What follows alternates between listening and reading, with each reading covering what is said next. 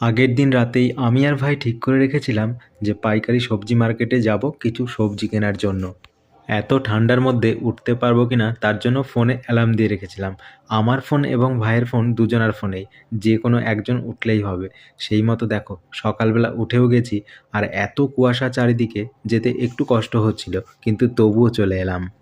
ওখান থেকে বাড়িতে আসার পরে দেখি আমাদের স্থলপদ্ম ফুল গাছটায় একটা ফুল আজকে কিন্তু ফুটে আছে।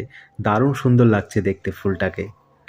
তোমরা জানো বন্ধুরা, এই গাছটাতে যে ফুল ফুটবে সেটা কিন্তু আমি কল্পনাও করতে পারিনি।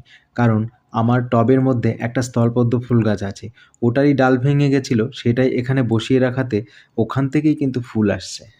দুদিন আগে এই বুগানবেলিয়া গাছটার সব ডালগুলো আমি ছেঁটে দিয়েছি, আর আজকে আমার জবা ফুল গাছটায় দুটো ফুল ফুটেছে। শীতকাল চলছে, ওই জন্য ফুলগুলোর একটু ছোট হয়ে গেছে।